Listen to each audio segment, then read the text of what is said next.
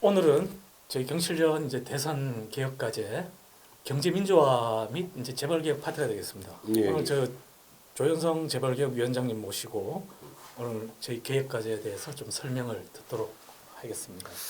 예, 시청자 여러분 반갑습니다. 조현상입니다. 예.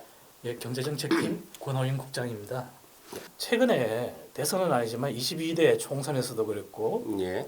저번 20대 대선에도 그렇고 상당히 좀 대선 후보자들의 공약을 보면 경제민주화, 재벌개혁, 공정경제 이런 그런 이제 과제라든지 예. 그런 키워드가 사라져가고 있습니다. 점점 이제 좀 뭐랄까 멀어져가는 그런 맞습니다. 각자 뭐 다 명분은 뭐 있는 것 예. 같는데 그 정치공학적인 명분인 거고 사실은 이제 경제민주화라든가 이제 경제성장, 뭐 예. 미래혁신 이런 측면에서 봤을 때는 사실 뭐 별로 이렇게 나아진 게 없지 않나.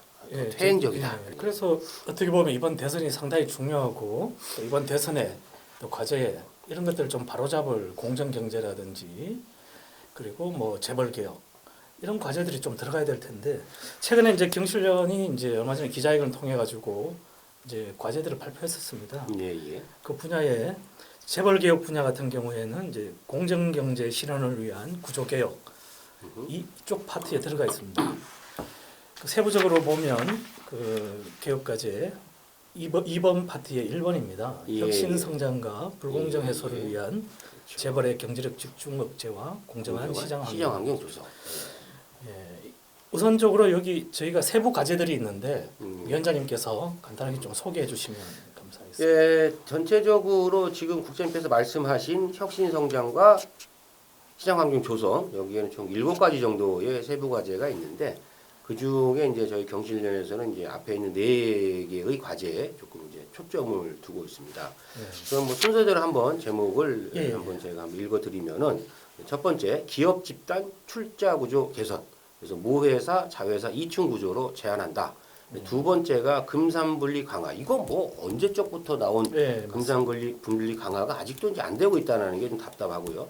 그다음에 세 번째는 기술 탈취 방지를 위한 징벌 배상 및 디스커버리제 도입. 이것도 꽤 오래됐죠, 역사가. 네. 그리고 네 번째가 이제 이해관계자 거래에 따른 소수주주 동의제를 상법에 도입하자. 또 사실 이게 이제 일감 몰아주기, 내부자 거래 이런 문제인데 이거 아주 오래됐고 아직도 대한민국이 지금 국민소득 4만 불 운운하는 나라에서 이런 부분이 네. 아직도 법제도적으로 안 돼 있다라고 하는 것은 참으로 좀 답답한 현실이다 이렇게 생각을 합니다. 예. 위원장님께서 우선적으로 4개의 핵심 세부 과제를 소개해 주셨는데 그럼 지금부터 좀 하나하나 들다 보면 예. 첫 번째로 말씀 주신 그 기업 집단 출자 구조 개선 예. 현재 모회사하고 자회사 2층 구조로 제한하자. 예, 제한하는 거죠. 현재 예. 지주회사 제도가 있지만 상당히 뭐 증손자까지 내려가는. 뭐 이게 복잡하죠. 그러니까 예. 보면은 이게 완전히 순환 메비우스의 띠예요. 이 메비우스의 띠. 어디서 시작을 해서 어디서 끝나는지 알 수가 없으니까 이거를 언론에서 보도를 해도 일반인들은 이게 무슨 말인지를 알 수가 없어요. 완전히 무슨 이게 미로 찾기보다 더 어렵게 그 출자 구조의 도표를 그러놓고 원래 그러면은 뭐 재벌은 저렇게 해야지 좀 있어 보인가 보다라고 하는 착각을 불러일으킬 정도로 사실은 파고들지 않으면 알 수 없게끔 너무 복잡하게 해놨다. 네. 그래서 저희 경신에서는 이거를 간단하게 모회사, 자회사 2층 구조로 제한해라. 다른 거 하지 마라. 네. 예? 이렇게 오래전부터 주장을 하고 예. 있습니다. 최근에 그 여러 가지 자료들을 보니까 이스라엘 같은 경우에도 그렇죠. 재벌 개혁을 해서 예. 모회사, 자회사 2층 구조로 제한하는 그 개혁을 단행을 했더라고요. 어떻게 보면 한국도 이런 것들을 할 필요가 있지 않나. 아니 이건 이미 했었어야 되는 네. 거죠. 이게 왜냐하면은 이게 세대가 갈수록 이제 구성원이 늘어나잖아요. 네네.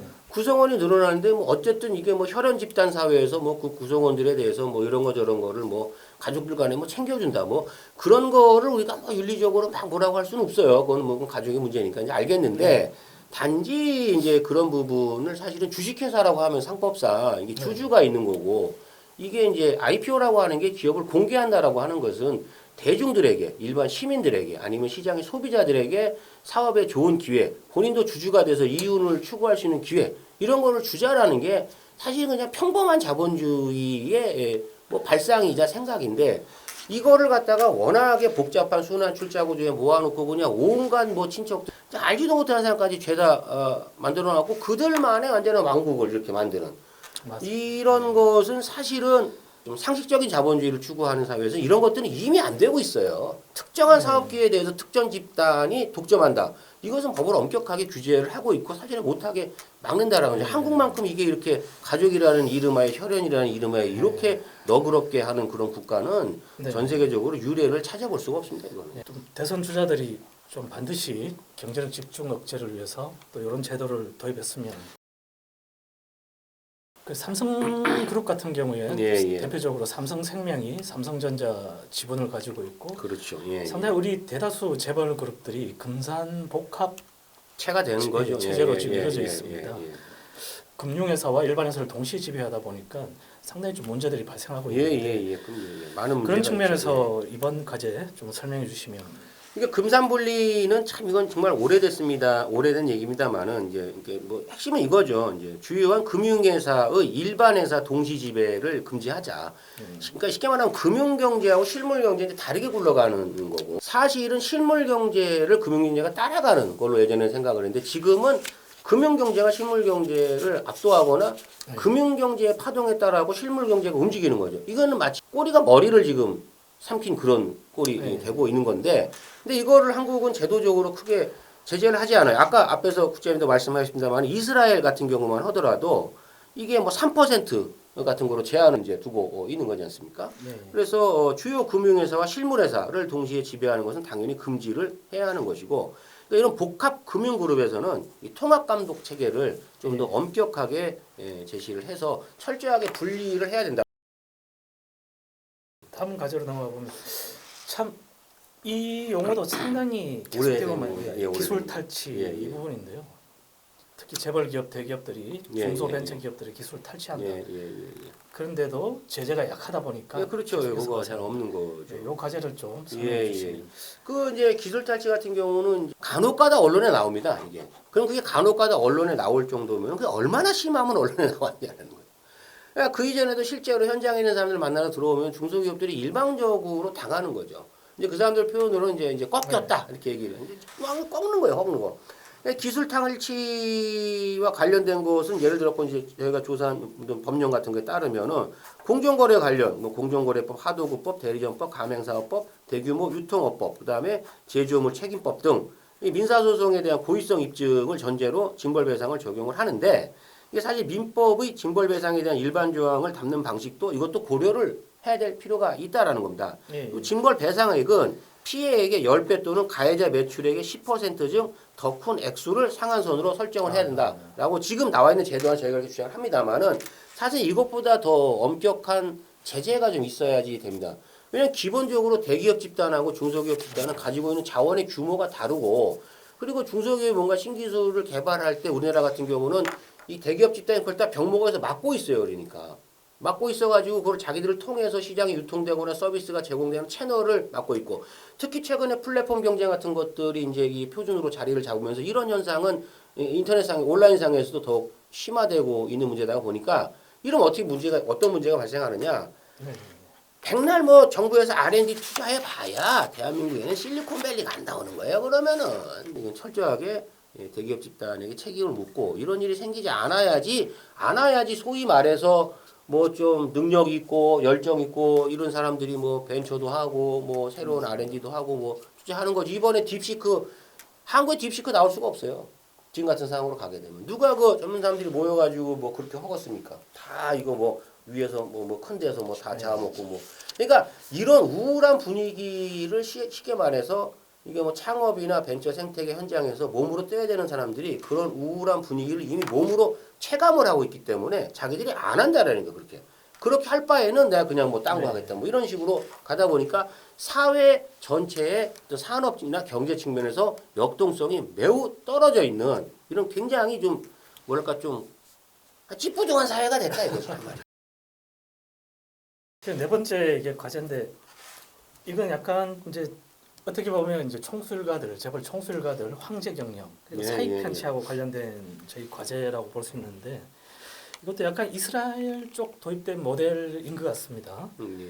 이해자 관계자 거래에 대해 소수주주 동의제 상법에 도입하자. 예. 경실련이 오랫동안 예, 주장했는데 예, 예. 사실 국회만 가면 이런 이게 안 비슷한- 되더라고요. 예, 그러니까 예, 비슷한 게 있었는데 이 예전에 과제에 대해서 좀 설명해 주시면. 이게 다른 말로 하게 되면 이제 사업 기획의 유용이죠. 유용. 유용이라고 하면 무엇이냐? 분명히 되는 사업이야, 저건. 예를 들어 어떤 특정 기업의 관계사가 그 특정 기업 제품을 실어 날러. 네. 당연히 되는 모델이죠. 거의 100% 이제 이런 걸 이제 굉장히 캡티브 마켓이라는 의존적 시장으로 가잖아요. 어떤 특정 단에 의존해갖고 내가 거기서 그냥 있는 거예요. 그러면 나는 가만히 앉아있어도 일거리가 생겨요. 이거는 무조건 되는 비즈니스라 이거예요. 자, 그러면 그렇게 되는 비즈니스가 있으면 이것은 시장에 일찍부터 공개를 해서 처음부터 뭐 공개적으로 주주를 모집을 해야죠. 그래야지 관심이 있거나 조금 뭐 여력이 되는 사람들은 나도 그런 사업의 비즈니스 기회를 통해서 내 개인적인 이윤을 추구하고 내 부를 축적할 수 있는 기회를 자본주의가 그런 거 아닙니까? 일단 기회는 다 똑같이 나눠줘야 되는데 이 사람들은 사업 기회에 대한 기회를 자기들이 독점하고 있어요.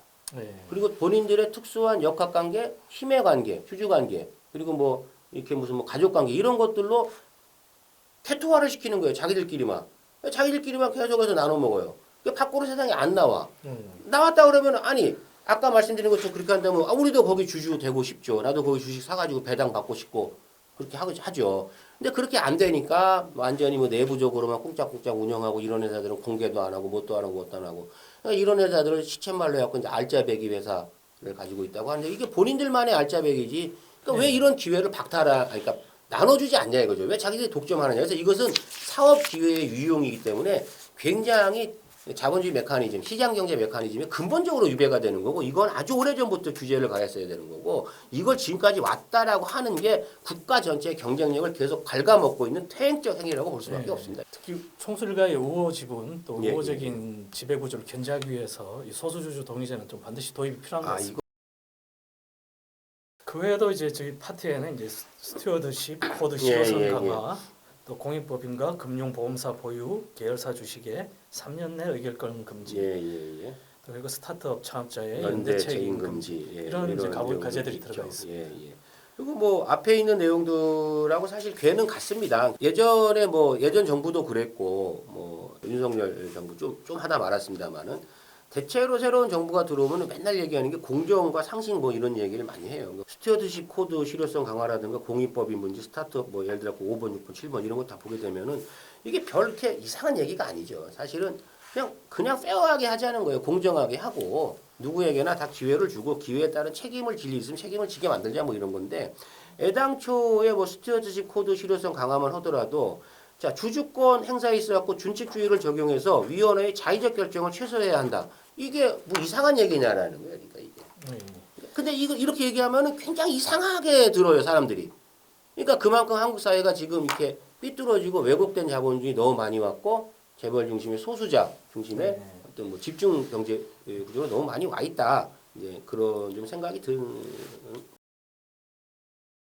마지막으로 이제 지금 잘 아시겠지만 트럼프 특히 미국 트럼프 2기 행정부가 들어오면서 여러 가지 관세 정책으로 최근에 이제 재벌 대기업들이 상당히 이제 미국에 투자라든지 해외로 이전하고 있는데 이걸 좀 빌미로 국내에 또 상당히 또 재벌 규제화나 이런 것들이 지금 상당히 요구되고 있고 이런 측면에서 좀 대선 후보자들한테 마지막으로 재벌 개혁, 경제민주화 실현을 위해서 한마디 당부 말씀 좀 부탁드리겠습니다. 그러니까 결국에는 트럼프가 들어왔다. 미국이 어떤 다른 통상 정책을 가져간다. 그것은 우리가 통제하기 어려운 외부 환경이라는 거죠. 외부 환경은 통제할 수가 없기 때문에 대응을 하면 되는데 대응을 하려면 어떻게 되느냐. 일단 내수 그다음에 그러니까 국내 도메스틱 관련된 이게 통상이라든가 투자에 대한 정책, 특히 기업의 시장 경제 원리에 따른 기업의 운용에 관한 정책이 올바로 서 있어야 됩니다. 그 올바로라고 하는 게 별거 없어요. 그냥 공정하게 하고 상식적으로 하면 되는데 지금 거기서 너무 많이 삐뚤어져 나가 있었고 대한민국은 경실련 같은 경우 그걸 계속해서 바로잡자라고 지금 10수년째 이야기를 하고 있지만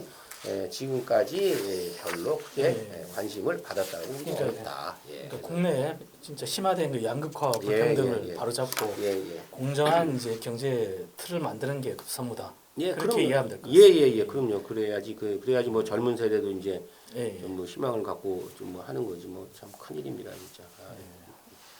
재벌개혁 과제에 대해서 예, 예. 조현성 위원장님 예, 예, 모시고 예, 예. 이야기를 나눠봤습니다. 예. 고맙습니다. 예. 고맙습니다. 예.